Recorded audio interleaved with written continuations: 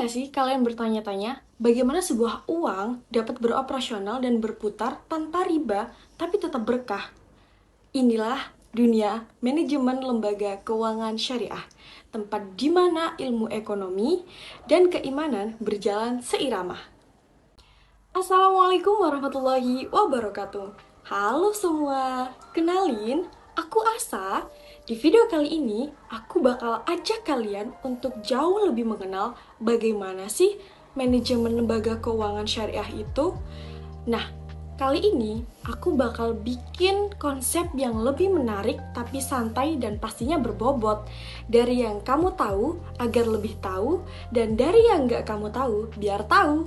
Yuk pantengin sampai akhir. Perlu kalian ketahui teman-teman, bahwasannya manajemen lembaga keuangan syariah itu sangatlah luas. Nah, biar nggak makin kemana-mana nih, pada video kali ini aku bakal jelasin sekilas dari beberapa muatan materi dari manajemen lembaga keuangan syariah, mulai dari bank syariah, bank pembiayaan rakyat syariah atau BPRS, Baitul Mal wa Tamwil atau BMT, asuransi syariah, lembaga amil zakat, dan badan amil zakat. Yang pertama, bank syariah. Apa sih bank syariah itu?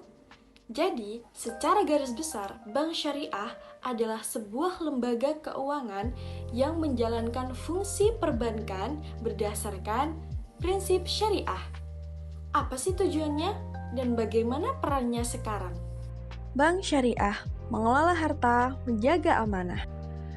Bank syariah adalah lembaga intermediasi keuangan yang beroperasi tanpa unsur maghrib, maisir, gharar, riba. Dasarnya sangat kuat sesuai firman Allah pada Quran Surat Al-Baqarah ayat 275 dengan potongan ayat wa ahallallahu al-bai'a wa harramar riba, yang artinya Allah menghalalkan jual beli dan mengharamkan riba. Dalam praktiknya, bank syariah menggunakan beberapa jenis akad mulai dari mudharabah, murabahah, musyarakah, ijarah, wakalah, hiwalah, dan sebagainya.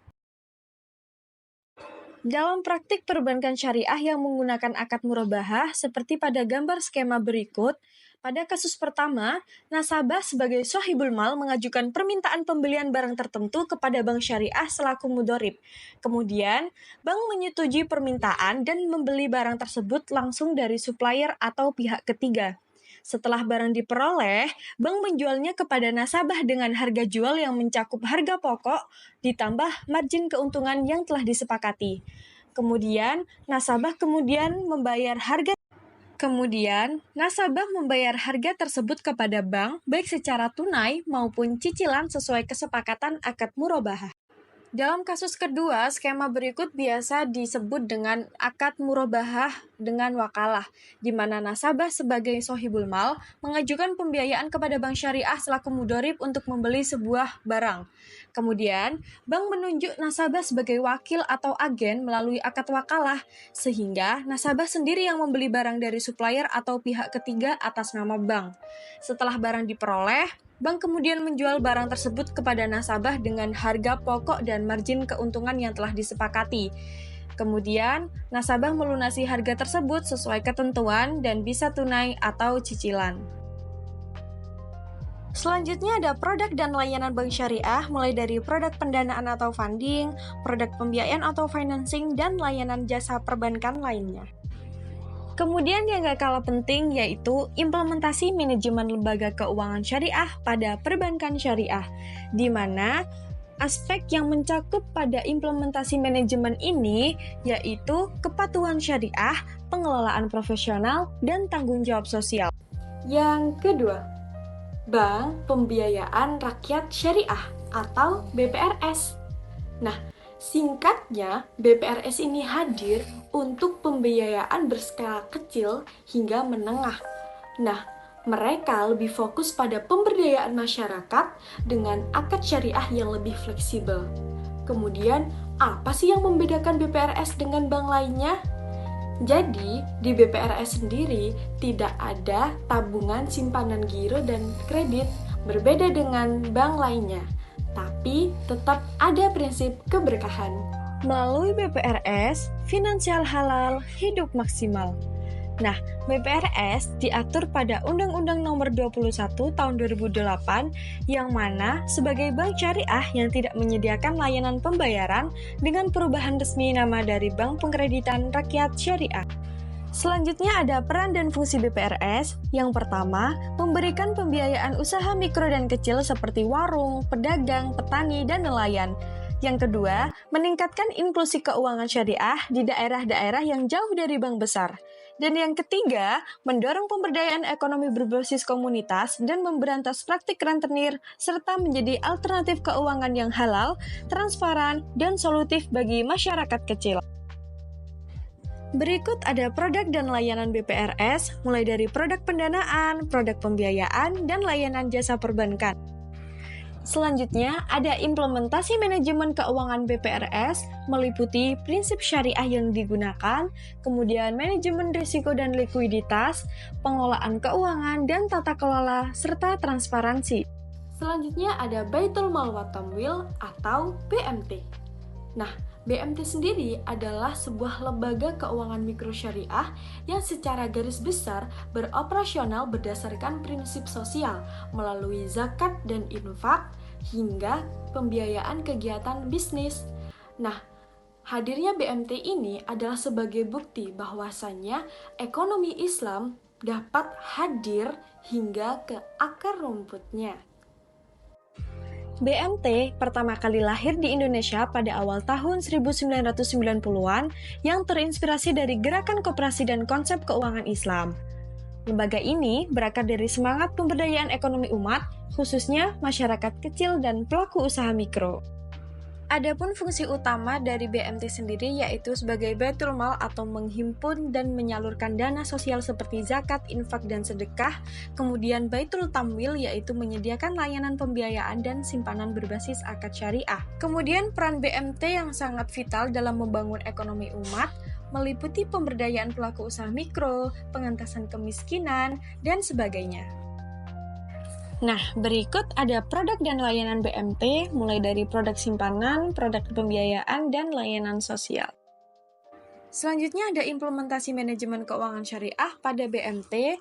Yang paling penting adalah manajemen dana dari BMT sendiri, yaitu di mana penghimpunan dan simpanan anggota dapat disalurkan dalam bentuk pembiayaan usaha produktif. Yang keempat, asuransi syariah atau yang kerap kita kenal dengan istilah takaful. Jadi, asuransi syariah bukan hanya soal proteksi semata, melainkan soal ta'awun atau tolong-menolong. Dan yang terakhir ada Lembaga Amil Zakat atau LAS dan Badan Amil Zakat atau BAS. Nah, apa sih perbedaan dari dua elemen itu? Nah, secara garis besar, kesamaan dari dua elemen tersebut adalah sama-sama mempunyai fungsi untuk penyaluran dana ziswaf atau zakat infak dan sodakoh, serta memastikan dana tersalurkan dengan tepat sasaran dan pastinya berdampak. Asuransi syariah adalah sebuah jaminan kepastian dengan nilai-nilai keislaman. Wa ta'awanu 'alal birri wat taqwa wa la ta'awanu 'alal itsmi wal 'udwan.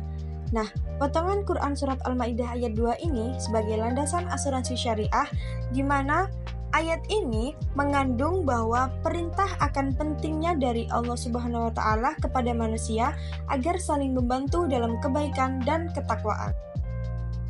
Yang membuat istimewa asuransi syariah dibandingkan dengan asuransi konvensional adalah fungsi dan manfaatnya serta praktiknya yang menggunakan akad-akad syariah yang peduli akan sesama. Adapun implementasi manajemen asuransi syariah, yang paling penting adalah pemilihan dana peserta, di mana dana peserta ini dibagi menjadi dua, yaitu dana tabarruk dan dana investasi. Kemudian, perusahaan hanya bertindak sebagai pengelola atau mudharib atau wakil, dan bukan pemilik dana. Dan yang terakhir ada Lembaga Amil Zakat atau LAS dan Badan Amil Zakat atau BAS. Nah, apa sih perbedaan dari dua elemen itu? Nah, secara garis besar, kesamaan dari dua elemen tersebut adalah sama-sama mempunyai fungsi untuk penyaluran dana ziswaf atau zakat infak dan sodakoh, serta memastikan dana tersalurkan dengan tepat sasaran dan pastinya berdampak. LAS dan BAS, Gerakan Bersama Peduli Sesama. Dari Undang-Undang Nomor 38 Tahun 1999 ke Undang-Undang Nomor 23 Tahun 2011, Badan Amil Zakat Nasional atau Basnas dibentuk sebagai lembaga utama yang bertanggung jawab untuk mengatur pengelolaan zakat di tingkat nasional dan memperkuat sistem pengawasan serta distribusi zakat untuk menjadi lebih terstruktur dan jelas. Pemerintah juga memberikan legitimasi kepada Lembaga Amil Zakat atau LAZ sebagai organisasi independen yang didirikan dan dikelola oleh masyarakat. Basnas. Menurut keputusan Presiden RI Nomor 8 Tahun 2001, Basnas adalah badan resmi dan satu-satunya yang dibentuk oleh pemerintah untuk mengelola dana zakat serta kedudukannya akan disesuaikan dengan struktur kepemerintahan, mulai dari nasional hingga kelurahan. Adapun program-program dari Basnas RI antara lain beasiswa, Basnas Tangga Bencana, Rumah Sehat Basnas, Santripreneur, Basnas Microfinance, dan sebagainya. Kemudian ada LAZ, di mana LAS ini adalah institusi pengelolaan zakat yang sepenuhnya didirikan oleh masyarakat dan bergerak dalam bidang dakwah, pendidikan, sosial, dan kemaslahatan umat Islam. LAS diatur pada Undang-Undang Nomor 38 Tahun 1999 tentang pengelolaan zakat pada bab 1 pasal 1 dan ayat 1 serta ayat 2. Selanjutnya ada klasifikasi LAS, ada LAS berbasis perusahaan seperti Brilian, ada LAS berbasis masjid seperti Rumah Amal Salman, kemudian ada LAS berbasis organisasi pengumpul zakat atau UPZ seperti YDSF, dan yang terakhir ada LAS berbasis ormas atau organisasi massa seperti Lazisnu. Nah, kemudian siapa sih yang berhak menerima zakat? Yaitu 8 golongan berikut. Ada fakir, miskin, amil, mu'alaf, rikob, ghorim, sabilillah, dan ibnu sabil. Nah, gimana nih teman-teman pembahasan kita tadi? Mulai bank syariah hingga BMT, dari asuransi syariah hingga zakat, semua terhubung dalam sistem keuangan syariah yang rahmatan lil alamin. Nah, melalui pengelolaan yang amanah dan profesional, kita dapat mewujudkan ekonomi tanpa ketimpangan. Oke teman-teman, mungkin sampai sini aja episode kali ini. Semoga sedikit banyak membawa berkah dan manfaat. Dan yuk ikut serta dan semangat dalam menyebarkan ekonomi syariah. Dan buktikan dengan like, comment, and share, serta tag akun kamu untuk membuktikan bahwa generasi muda peduli pada ekonomi umat. Ekonomi berkah, solusi umat. Terima kasih. See you next letter. Wassalamualaikum warahmatullahi wabarakatuh. Bye.